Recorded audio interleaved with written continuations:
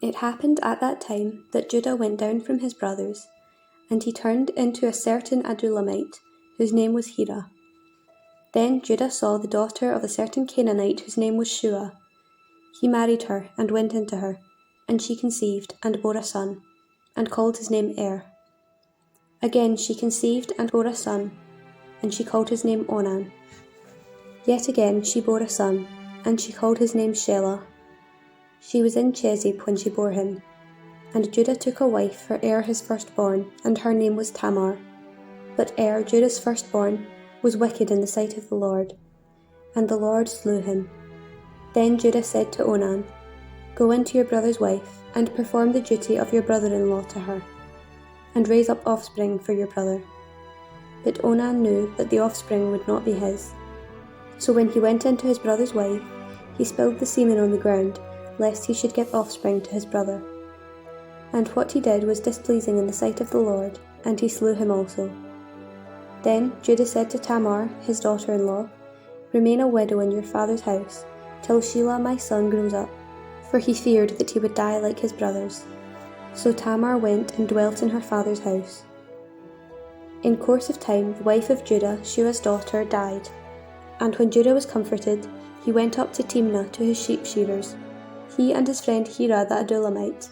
And when Tamar was told, Your father-in-law is going up to Timnah to shear his sheep, she put off her widow's garments and put on a veil, wrapping herself up, and sat at the entrance to Enaim, which is on the road to Timnah, for she saw that Shelah was grown up, and she had not been given to him in marriage.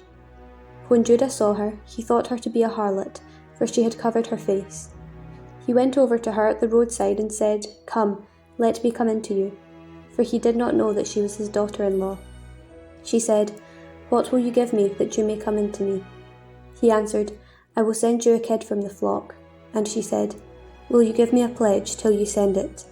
He said, What pledge shall I give to you?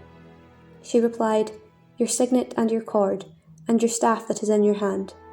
So he gave them to her, and went into her, and she conceived by him. Then she arose and went away, and taking off her veil, she put on the garments of her widowhood.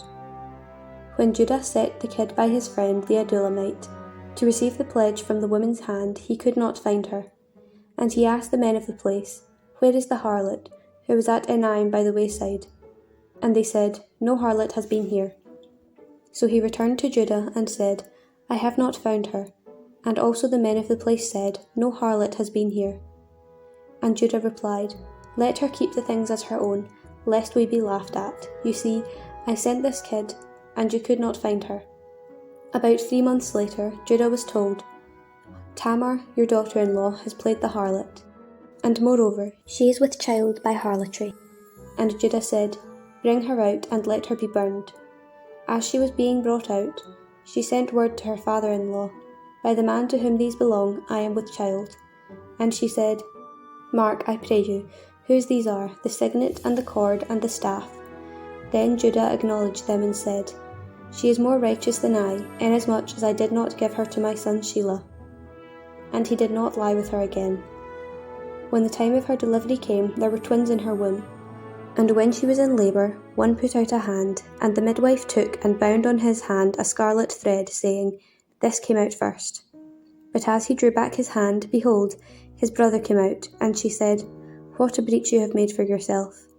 Therefore his name was called Perez. Afterwards his brother came out with the scarlet thread upon his hand, and his name was called Zerah.